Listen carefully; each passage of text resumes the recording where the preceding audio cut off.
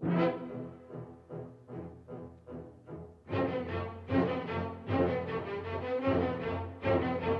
guys, Titan Goji here. A while back I made a video about Shin Godzilla's Easter eggs, references, things missed and more, which really made my channel grow. Now I'm back with some more things I missed, and stuff you probably missed as well, so let's get going. Something worth noting is that Shin Godzilla will be the last live-action Godzilla film from Toho until Godzilla vs. Kong releases in 2020 due to Toho's contract with Legendary and Warner Brothers. One thing I really missed was that Hideaki Anno makes a cameo in this film as the bus driver you see here. It's really easy to miss considering the fact that you can't really see his face, but apparently it's supposed to be him. Anno's voice can be heard when Godzilla appears in Kamakura in his fourth form, alerting the citizens that Godzilla has come ashore.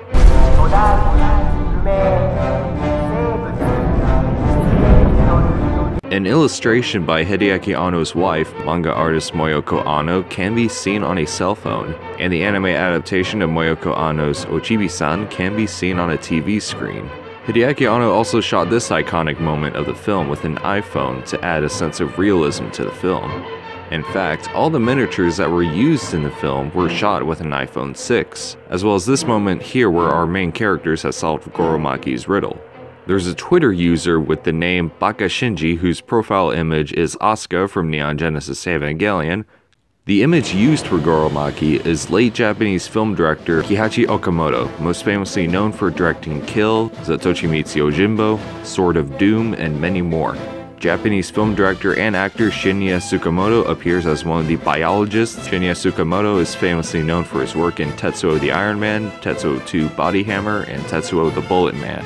Remember when I said that I thought this version of Godzilla was more like Destroya? Well, Godzilla's atomic breath shares the same sound effect as Destroya's micro-oxygen beam. Godzilla's scarred design is reminiscent of that of the colossal and armored titans from Shinji Higuchi's Attack on Titan. Godzilla even glows purple much like the armored titan in the second Attack on Titan film. This Godzilla was also going to have his own roar, which appeared in a very early teaser.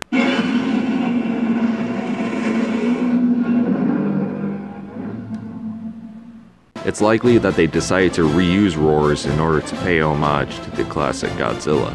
One of the boats in the film was named Mighty Jack, which was a TV series from AG Tsuburaya in 1968. There are two cuts for Shin Godzilla. According to Shinji Higuchi at a Q&A panel for Famous Monsters convention, the version Toho wanted to release was replaced by Anno and Higuchi's version of the film. When Toho found out that the one that was shown was not the one that they wanted to release, do very well at its world premiere, they let it slide. I mentioned in my previous Shin Godzilla Easter eggs video is that Hiroshima and Nagasaki are referenced after the atomic breath scene, and that it's more noticeable in the English dub. Well, at the time of this video, Shin Godzilla's English dub is on Amazon Video and PlayStation Network, so here it is. The best word I can use to describe what I'm looking at right now is apocalypse. It's almost like looking at the historic photos of Hiroshima and Nagasaki after the bombs were dropped, but then you realize what you're staring at is actually right in front of you. I also mentioned that Toho decided to use CGI instead of traditional tokusatsu. This was problematic for the production since a good chunk of the budget was spent on unused practical effects. So the Godzilla vs. Evangelion marketing campaign was started so fans had the opportunity to fund the film so the production could get its budget back. This had a pretty bumpy start because fans speculated that Godzilla vs. Evangelion was a new movie coming out, and this info just so happened to be released on April 1st of 2016, so it was first seen as an April Fool's joke. And let's keep in mind, Japan doesn't really celebrate April Fools. Toho then reassured the fans that the marketing campaign was to spread awareness of Hideaki Anno and Shinji Higuchi's involvement with Shin Godzilla, and so fans would be able to fund the movie. This is the first Godzilla film where Godzilla is portrayed as a villain since Godzilla Tokyo SOS in 2003. Shin Godzilla just so happens to be the first Toho Godzilla film to be released in a month other than December since Terror of Mechagodzilla in 1975. It's also the first to get a release in the US since Godzilla 2000, and the first to get a release in both the US and Japan on the same year since Mothra vs. Godzilla in 1964. Shin Godzilla also has a good share of alternate titles. The Japanese title is SHIN GODZILLA, in which the official translation is New Godzilla, but since Shin has multiple meanings, it can also be Real Godzilla and God Godzilla. In Hong Kong, the film was known as True Godzilla, and in Taiwan, it was known as Authentic Godzilla. And in Germany, it was Gott Frankenstein. Nah, I'm just kidding, it's just a joke.